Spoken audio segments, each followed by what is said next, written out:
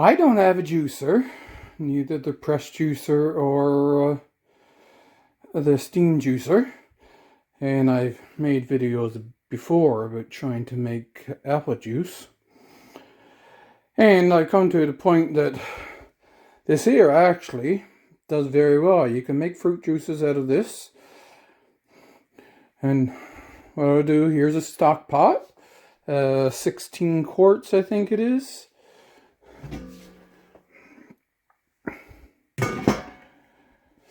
So you put your fruit in there and boil it. I have this plastic bowl which I've cut the bottom out of, and that's a stainless steel screen, fine mesh. And I got it hot glued in. And that's just your regular cooking pot like you would cook for a decent sized family, cook a meal in. I believe that's 8 quarts, the pot is. And that's what I use to make fruit juice out of. So I'm going to try and make some grape juice now and see how this turns out. I went out and I got the rest of the grapes that were left on the vine. And then these are the ones that are not fully ripe that you see on top there now. That's a stock pot.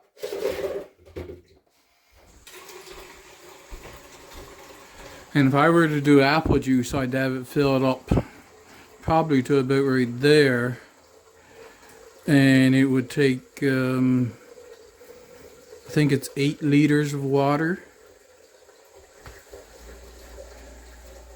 But I didn't want to bring out more of my frozen grapes. I've got lots of frozen grapes in the freezer. I could have filled this right up. I just wanted to do these first. And we'll see how it turns out.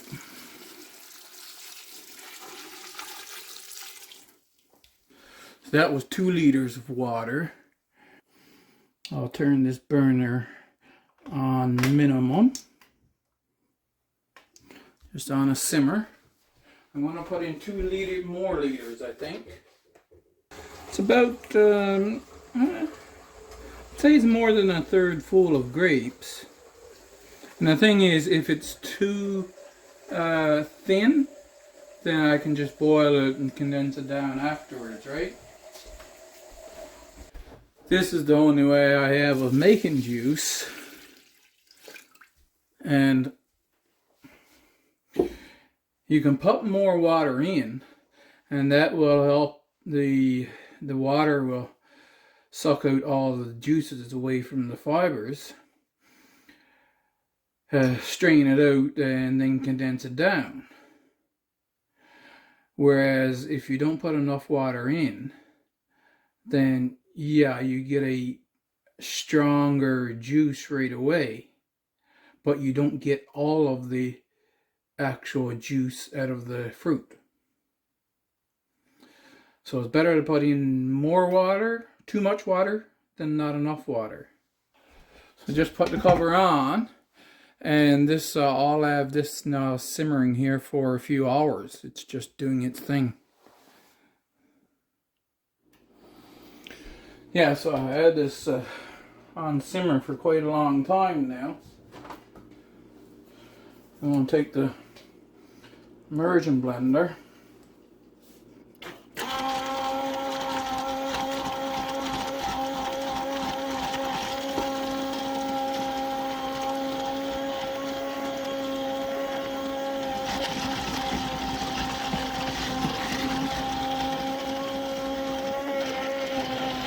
Well, that foamed up quite a bit, didn't it? I'll turn the burner off.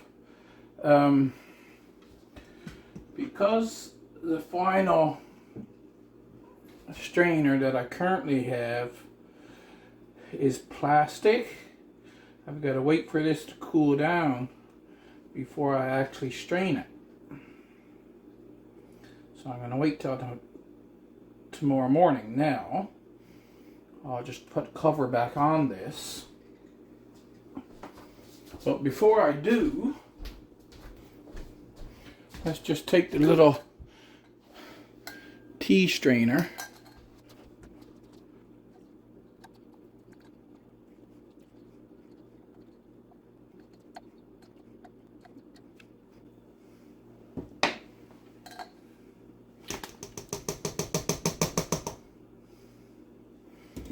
It'll take a while to strain out, see?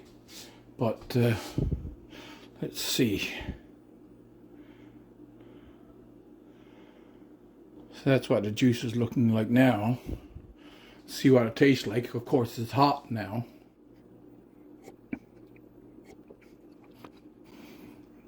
So it's a little strong because I have added all those green berries in it.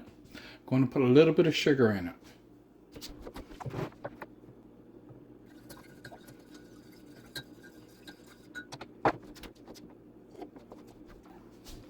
I think I like it. Just add a little bit of sugar. Now in the morning when that's cooled down, and then especially once it gets strained out and refrigerated and it's cold, then it'll taste different again.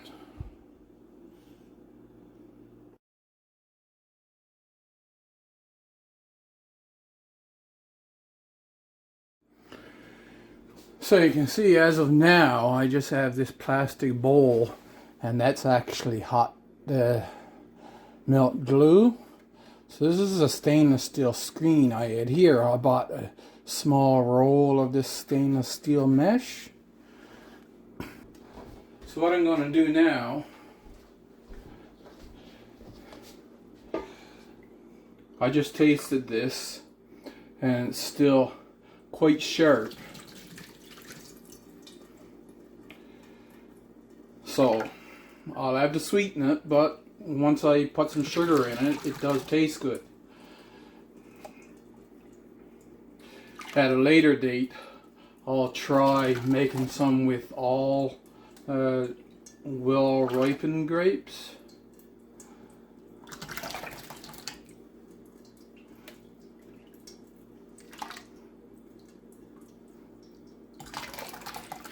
But the other option I got, oh, that's a good option too. I can make apple juice and boil it down so that so I have a apple juice concentrate and mix with this.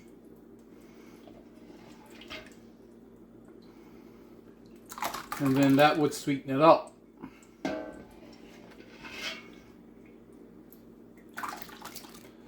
I don't think the rest of what's in there is going to fit in that now, so I'm going to leave it just as that. I'll put that cover on there. And I'll put that cover on there, because if there's any flying bugs around, that's right where they're going to go, right?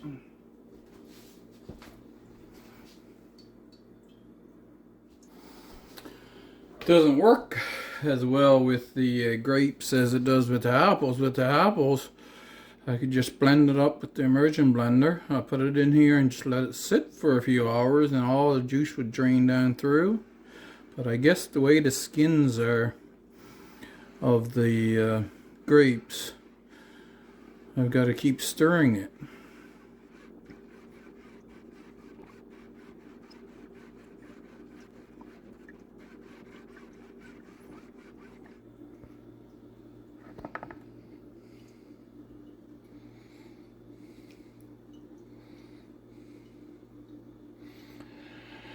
The grape pulp plugs those screens right full, and so straining it out is not working.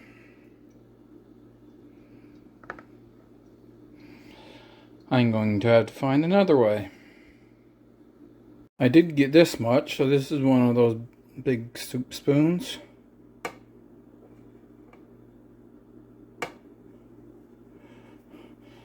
I have a container there. I'm going to try to put that in now.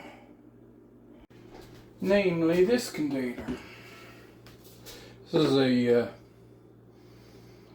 spring water was in this. There.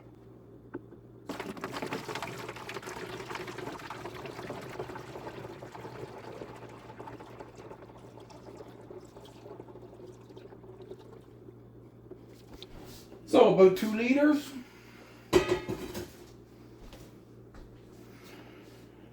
And I'll figure out, see if I can figure out something with what's left. I'll show you what I got here.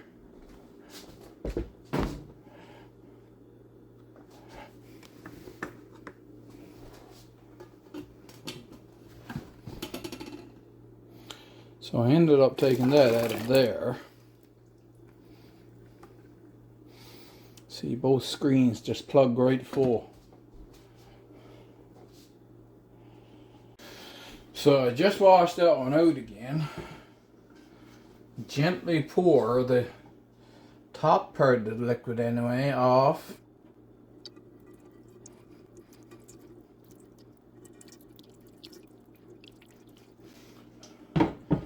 No, so that's not going to work.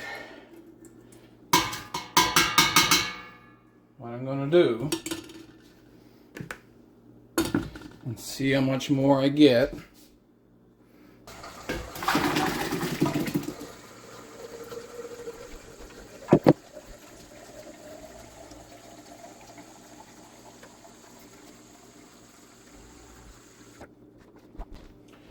People have been making grape juice before there was those steam juicers. So I'll have to do some research and find out how they done it.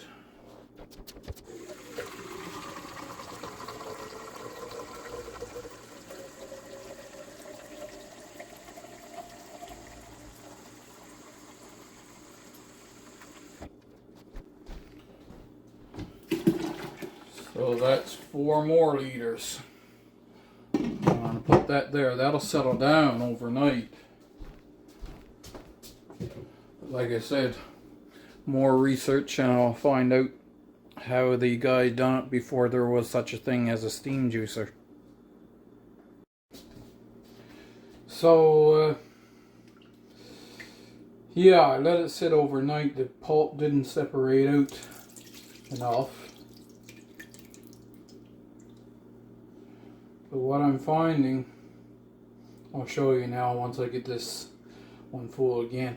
Because this is a coarser screen than was in that other bowl thing that I had made, right?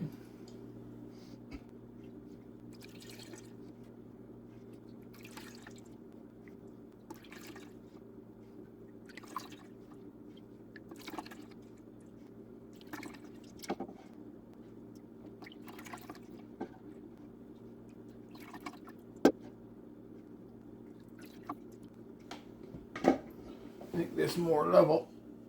So I got a little bit more to put in there. Oh, well, that'll be it now.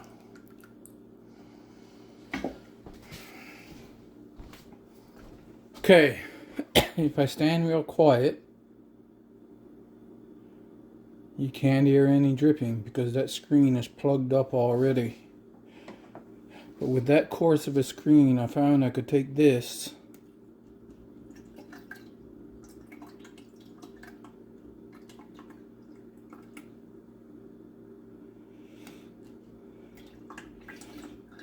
and scrape along the bottom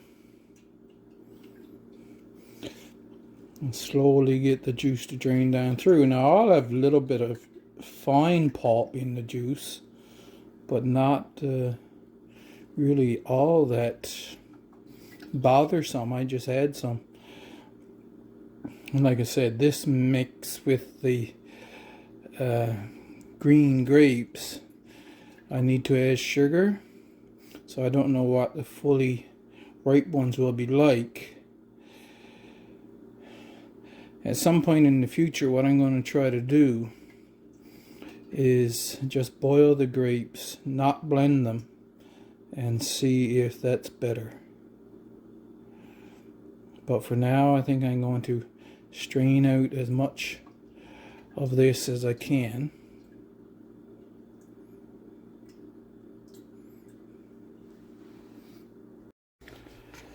And after that, I'll have this. And then I could add more watering in if I wanted to until I got down to a weak juice, and then condense down the juice. I don't know if I'll do that or not.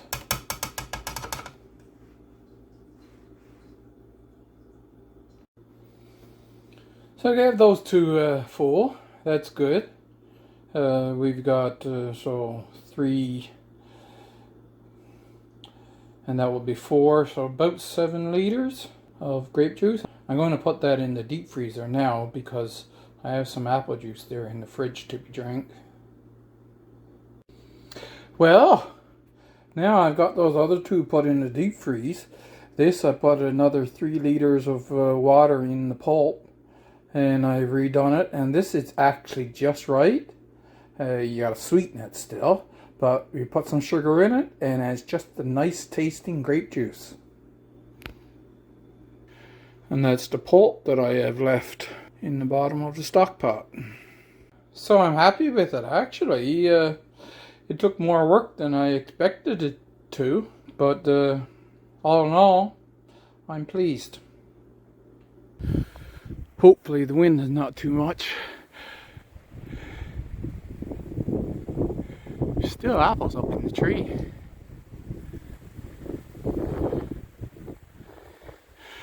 I picked a lot. There were so many apples on these 2 trees this year, and I made a bunch of apple juice earlier, and then I have a bunch put in the deep freeze. But I'm going to come out and get a 5-gallon bucket full now of the ones that are good, because some of these are rotten, but this time of the year the temperature is so low that it'll, I mean, it's hanging around 5 degrees, right? 5 degrees Celsius. And so they're rotting very slowly, and I'll be able to get another 5-gallon bucket maybe full to do a batch of apple juice here now. Now, if my memory serves me correctly,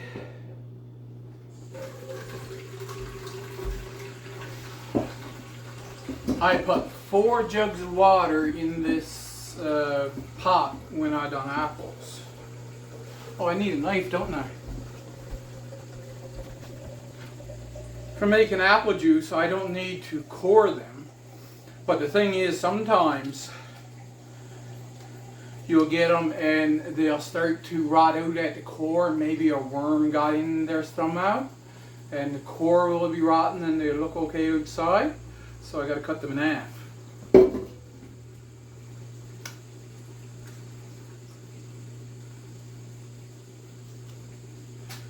A bit of the black spot fungus.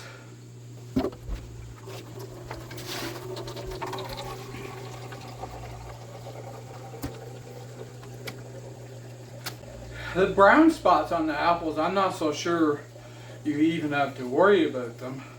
It's not technically rot, it's just that they got hit and they go brown like that quite fast.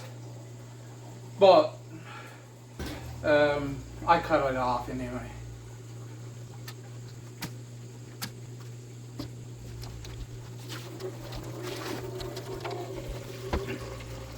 So this one has a lot of the fungal spots on it,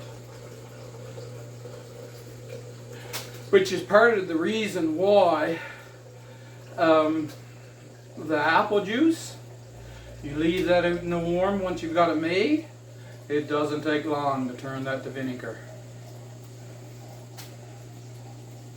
Just because of the natural yeast that you find on all apples, right?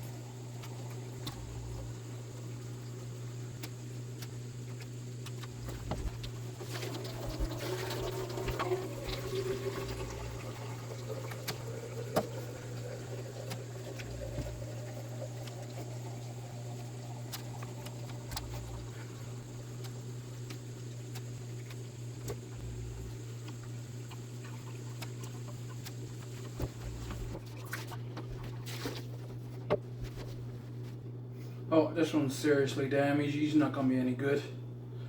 See?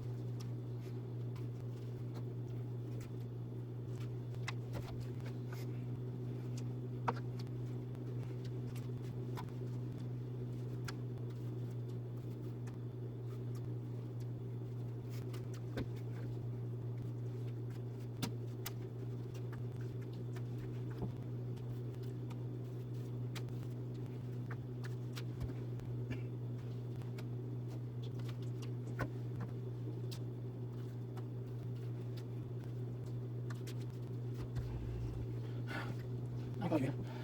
Kind of got to be careful because when this heats up and starts to boil, we don't want it to expand enough that the water is coming out over the top, right?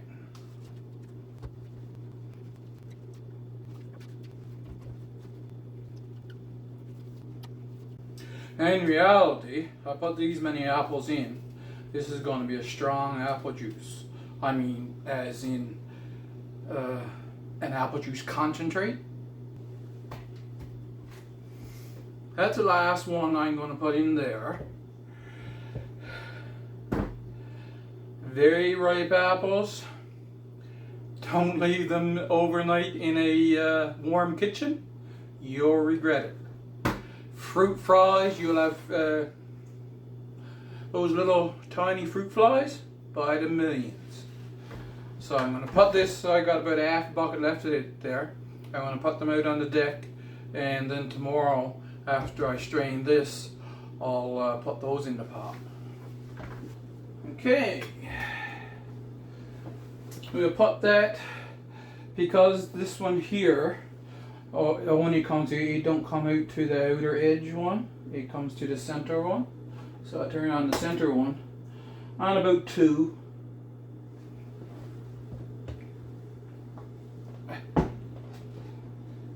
Put that on there, put the cover on. It's 2:30 now. We'll come back in a few hours, turn it off, let it cool down overnight, and first thing in the morning we'll strain it out. So it's 5:38. Where's that spoon? Oh, I didn't wash the spoon. I better wash that before I put it in there.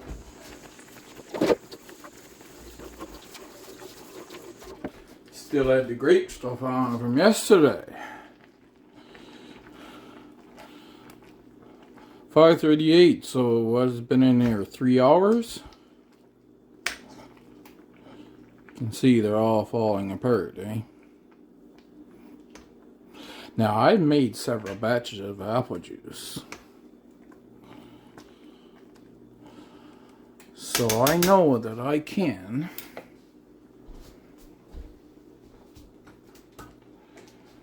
take this immersion blender, I blend them up, and it will strain fine through that strainer that I tried to strain the grapes through.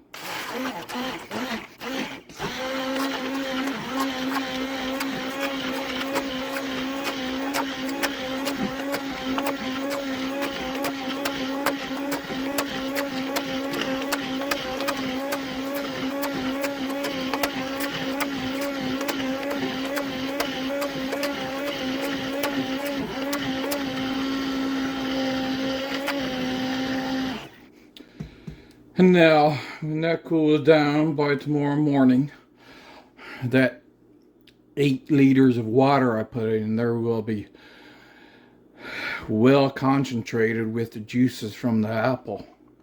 And I just have to strain it out. Now, as we can see, the apples, they don't blend down as fine as the grapes did. And you have heavier particles, they settle down. You can see just plain apple juice on top.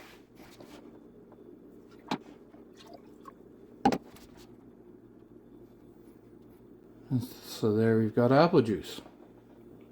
Tastes great. And I can at first, with the first few scoops, take up mostly the juice, so it goes right down through until I get down to where the apple pieces are.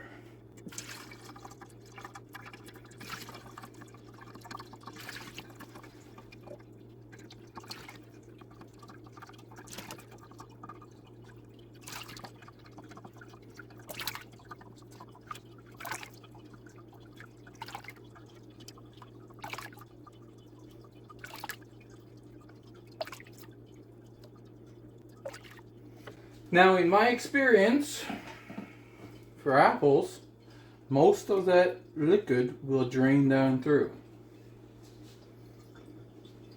I'll put this cover on here. I'll put the big cover on there. And I'll leave it and let it drain. Back home from a trip to Lewisport.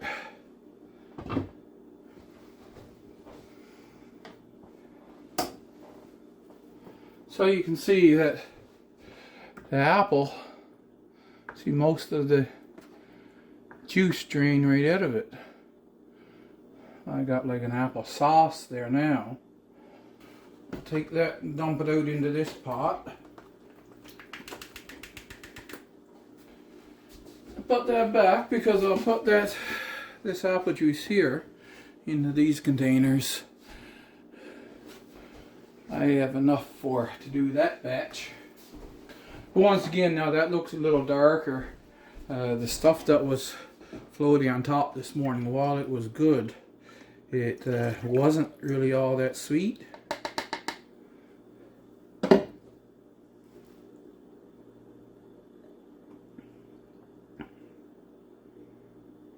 Perfect now. So now I've got it emptied.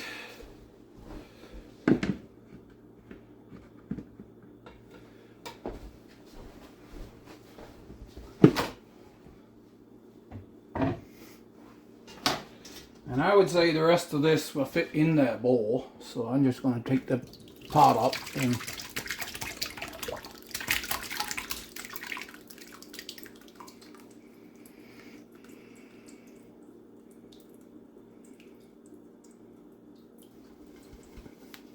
go like so.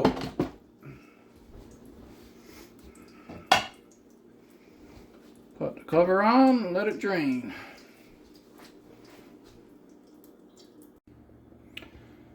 There's what the remainder of it was. Now, technically, if I add a press made, like if the strainer was, say, this pot with holes in the bottom and a mesh pot, and I could press down, I'd get more out of this. But I've got somebody out in the hen house that would really like this pulp, so I shall give it to those two roosters. Now I put in 8 liters of water, remember, and I put one of these in the deep freezer already. So I have 2, and that part there, that's about 3 liters. So 6, 7, 8 liters of apple juice I got out of the apples and 8 liters of water. So that's how that turned out.